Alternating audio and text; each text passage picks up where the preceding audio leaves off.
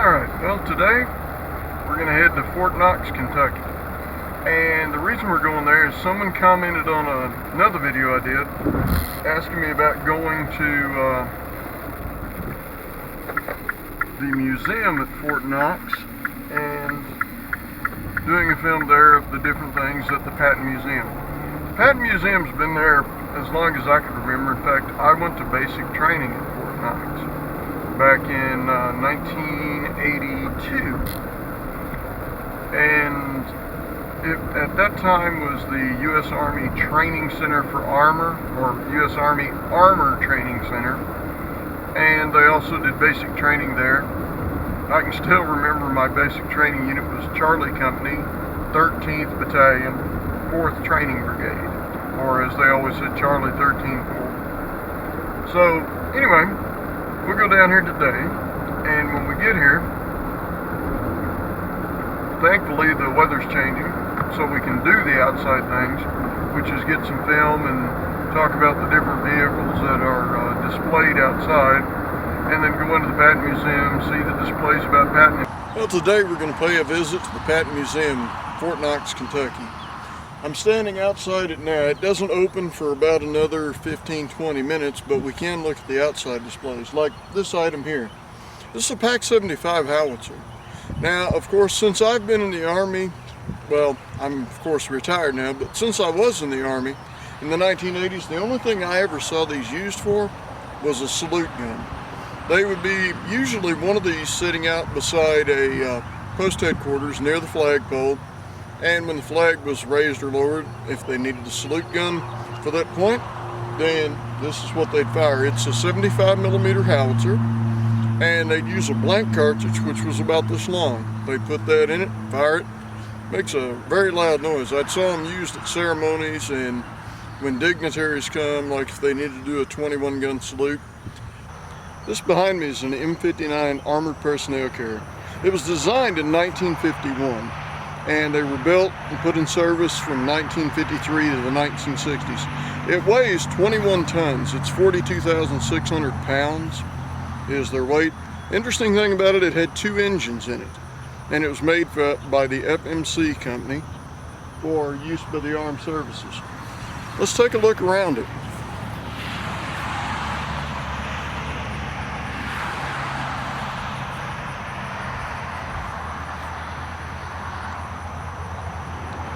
You can see the side of it. It looks more like a tank with all the suspension rollers and the large road wheels than more modern day M113 tracks. It's of course a whole lot bigger than an M113. Hopefully we'll see one of those at some point during our little tour of the museum today, and we'll be able to compare the two, and hopefully I'll even put the pictures up side by side. You can see on the top, of course they're broken, but different lighting. One of them would have been a service drive light, one would have been a blackout light, which is the one with a little hood like sticking out over it. That's a blackout drive light. And then the other one would have been an infrared light with a really dark red lens on it. Same on the other side.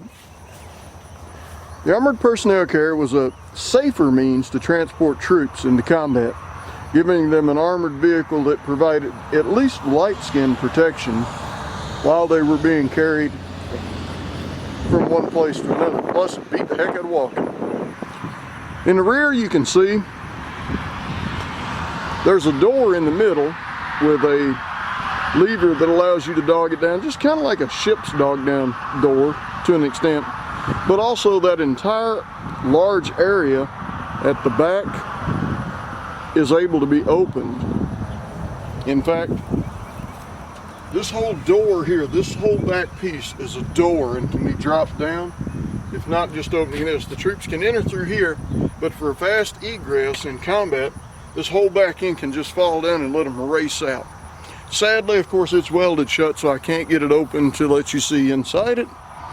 And that's the design because they're trying to make sure no one gets hurt. Up on the side here, you can see this is a Pioneer tool holding rack. They would have had an axe, a pick, and a shovel mounted there and strapped in with webbing.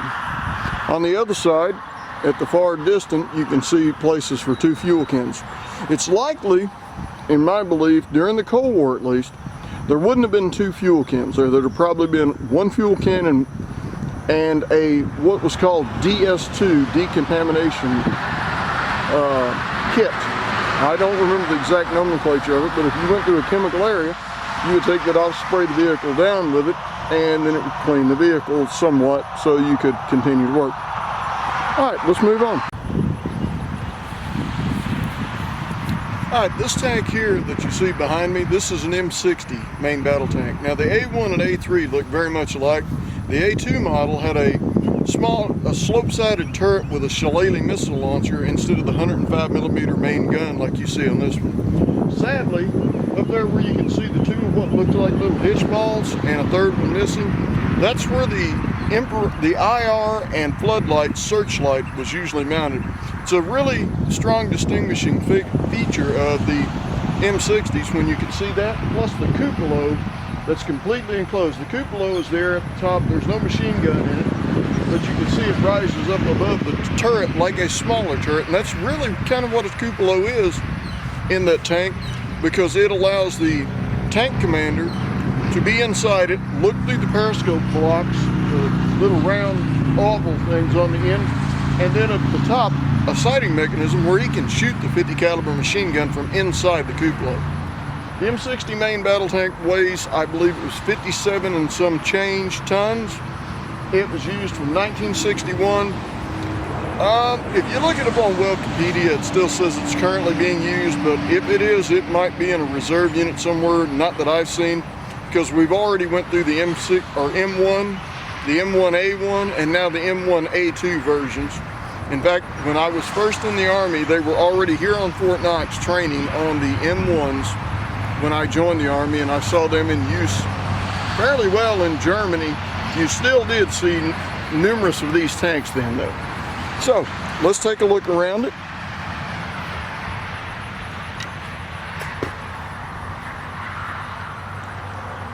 It's a heavier tank than what we saw with the APC earlier, the M59 APC, but as you can see, the road wheels are large on this, and they were large on that. I'm not sure if they're the same, but it would be close guess that the Army at one time did worry greatly about commonality of parts. You can see a bustle rack up there. Now that is an external, basically just a storage area, and I'm talking about the meshed netted area that's on the very back of the turret. The M60 had a V12 engine that developed 750 horsepower. These panels that you can see on the back of the tank, they're louvered and they're really thick, but the top would open and these would open, and they could remove the engine pack literally as one piece and take it out of the tank to exchange it. And within a very short time, using an M88 armored recovery vehicle, the engine could be taken out, or the pack as it's called, removed and new one placed in. That item up on top, you can see, this is a travel lock. When the tank's being hauled via trains or trucks, they can spin the turret about, drop the gun tube into that, and that way you don't end up damaging the 105mm gun and a whole lot of money lost. An interesting thing, the rear, I used a great deal when I was in Germany. I was transportation corps in the Army, a truck driver. These track pads here are rubber, and they can be unbolted with, I think it's 2 bolts. Yep, 2 bolts, and they can be popped off. In the wintertime in Germany, at times, they would take off like every 3rd set of those. Now the reasoning behind that's on the icy roads, when you remove the rubber, well, at every 3rd one, you'd have these steel cleats that went around it, able to dig into the ground and get better traction.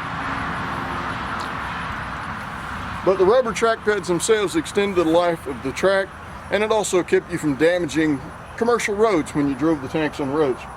When we were delivering them, we wouldn't deliver just the track pads, we'd deliver sections about 3 foot long of the track, and the poor tankers would, if they broke track and had to replace it, had a really hard, long task to do. You can see again up on the turret the fuel can holder, and those loops underneath it if I remember right, those were used to hold the tow cable. And the tow cable just wrapped around the turret. Sometimes you'd find the tow cables just actually hooked to the tank, so if they needed them, they could just drop them off. Storage boxes along the sides of the tank, and there's other hatches up on top, but I'm not going to climb up on it since they don't want you on top of it. But we will walk around so we can see the driver's hatch. An interesting change from the Army of years before, when you used to see the old Sherman tanks, you would always see two hatches in the front of the tank. A driver's hatch and like a assistant driver or a bow gunner. Now the M48 tanks, I read just the other day, were the last one that had a bow gun. Now what that would have been is like right in here in the front, where normally there would be headlight fixtures in this spot here, which they're not there. But they would have a little round ball that a .30 caliber machine gun could stick out of. You can see the hatch up there for the driver. You can see in the center of it there's a little like top piece that would flip up and he could look at, plus those three other items had flip up lids where the driver could open the vision box, keep the hatch button closed, and he could see out through the vision box. Of course, you notice it's a closed clearance, but even with the hatch slid up and spun to the side and locked into the latch over on the left side there, the driver could have his head just a little bit out of the hull of the tank, and he could then drive with his head out.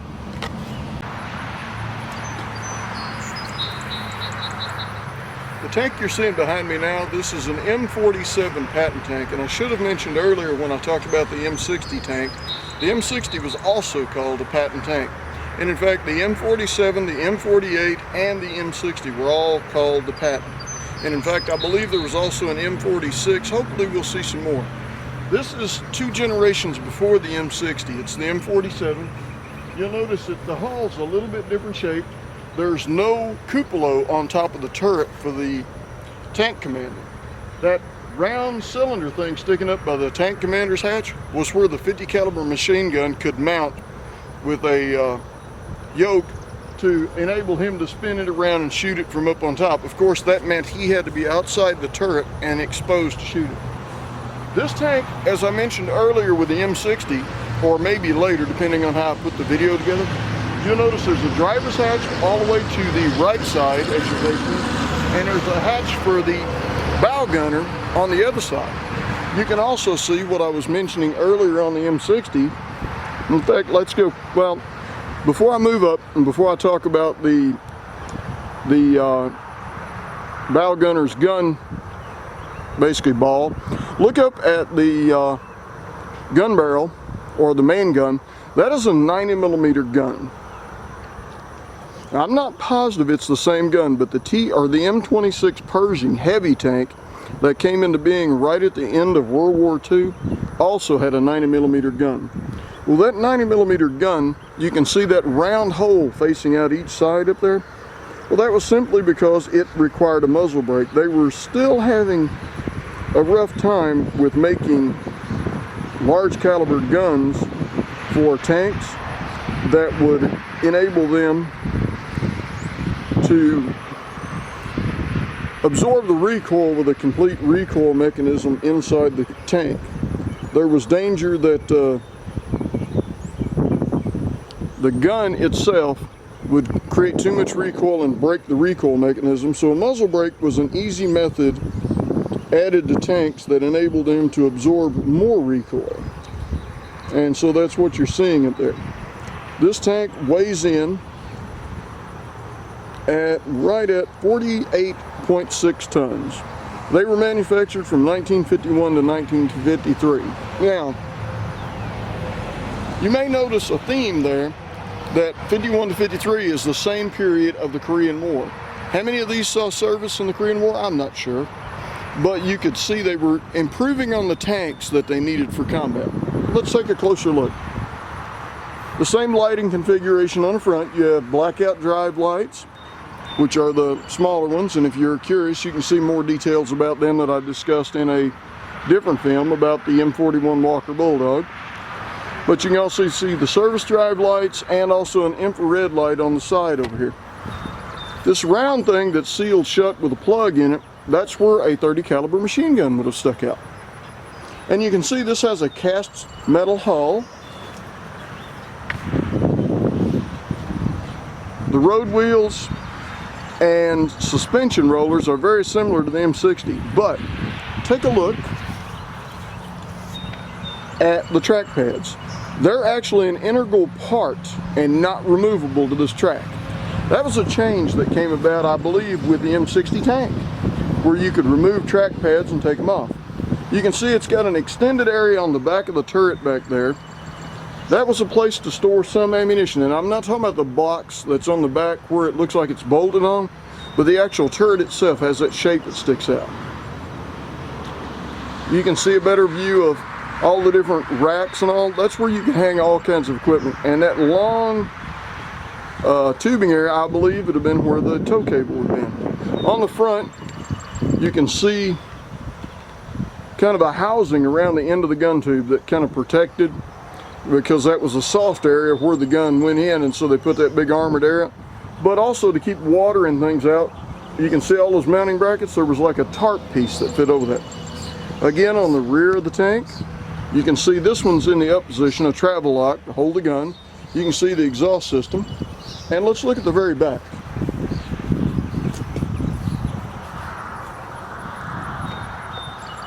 Okay, one major difference we see already on the back of this tank is down on the hull itself here. You don't see opening louvered doors to where you can take the engine pack out as easily. This one actually had a bigger engine horsepower-wise. It was a V12, but it had 810 horsepower, which is actually more than what the M60 had. Apparently the M60, even though it was heavier, had less horsepower. So, drives from the rear, just like the M60, and just like even the M1s today, the drive sprockets are in the rear. They've put all the drive system in the rear. Back in World War II, a lot of the tanks had the power plant and transmissions in the rear, but they had the drive controls or the sprockets in the front of tanks. In fact, that's what we're going to see on the next tank we look at, which is going to be a Sherman tank. Now behind me you can see the Sherman tank. Luckily they actually marked it on the front of the tank, the exact model it is, because there was so many Shermans that were just churned out in World War II. It would have been very hard for me to identify the exact model it is. It's an M4A2 Sherman. It looks like at some point the barrel had a rather rough day. The Sherman had a 75mm main gun. You can see a theme here. We start out with the M60, 105mm main gun, M48, 90mm main gun, Sherman, 75mm main gun. They kept making the tanks heavier, larger, and working their way toward being able to fight the other tanks made by other nations. Okay, we discussed the weights and all that on the other ones, but let me start first. You remember on the M48 I said the drive sprockets were in the rear of the tank. You notice on the Sherman the drive sprockets are actually in the front. It has a whole different set of bogie supports, and in fact looks like one of the main rollers or road wheels is completely destroyed on the front left side of this tank. The tank's pretty beat up. It might have been used as a range target at some point. Well, then again, no, I doubt that, because if it had been used as a range target, it would have had holes in it, and a lot of them. So it's still taken some damage. Maybe it was a tank that was used in World War II.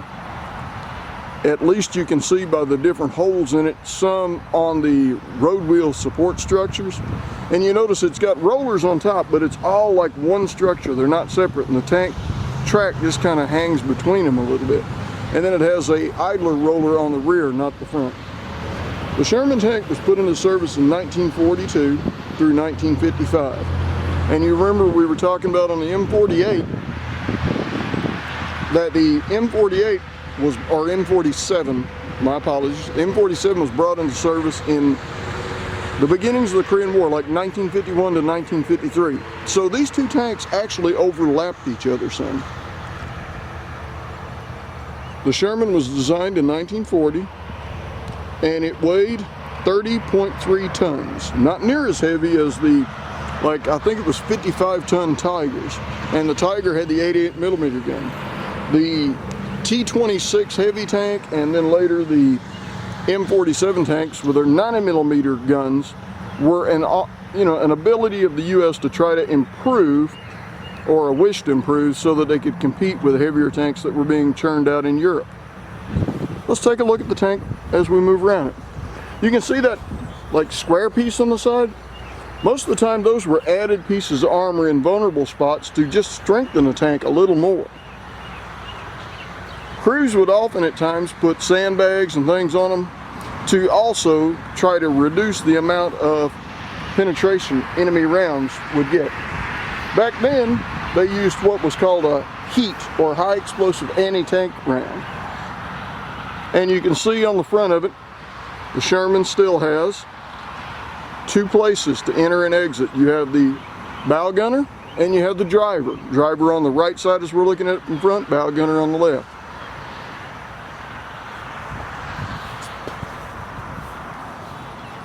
One thing to notice too, pay attention to the tracks. The tracks are solid metal. There's no rubber at all. But they're very similar in shape to what you saw on the M47. They're just solid steel and they've got metal cleats. You can see again on this side, weak spots reinforced with big steel plates. The Sherman is fairly tall and has a lot of flat sides on it. You notice the other two tanks showed a cast hull, and those cast hulls were very rounded and very sloped. Sloped armor, they found a great deal of rounds would bounce off if they weren't flying at a near point blank range. You can see on this one, the power plant could be removed through the top also. Looks like they've just bolted a big metal plate up there, because if I'm not mistaken, I think the Sherman had gratings up there. And down at the bottom in the rear, looks like they've just welded a big steel plate there. If I'm not mistaken, that was an openable, accessible hatch also. But looking at the structure itself, you can see why, with the way the road wheels are made, with the way the rear suspension or tensioning roller here was made, that a Sherman, if it took a hit in any one of those vital points, it immobilized it. It couldn't move. I mean, it was a good tank at the time, but we were just simply being outclassed by the Germans. So let's move on. This is another example of the M59 armored personnel carrier that I discussed earlier. The only reason I stopped at the second one, you can get a little better look of the cupola up on top from this one, and you can also see that it's set up as a ambulance. It's got a red cross on the side, marking it as it's an armored vehicle. It could have weapons, but it was used to evacuate the wounded. Okay, the gun we're seeing now, I'm a little puzzled because there's no data plates. But from all I can research and find, this was equated to the M1 or maybe the M2 long tom 155mm howitzer. It weighs in right about 30,000 pounds. It can lob a 100-pound 155mm shell approximately 26.8 kilometers. And it was crewed by a crew of 14. It was designed in the 1930s. You don't really see really long guns like this. Well, I shouldn't say long guns, because the current 155s have a barrel as long as this. The barrel is a lot larger, heavier, and thicker in this one. And I'm sure the recoil mechanism is a lot heavier too. Over the years, we became better at making the recoil mechanisms, just like the tanks when I was discussing the muzzle brake. But let's take a quick look around it.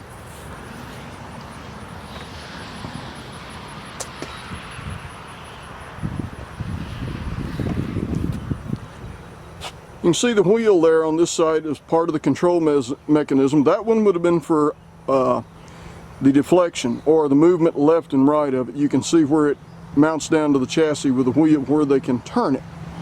You can see it was pulled behind a truck, had a little set of wheels that connected once you close the legs up that stabilized during firing. The gun itself, it said, was a little over 6 meters long.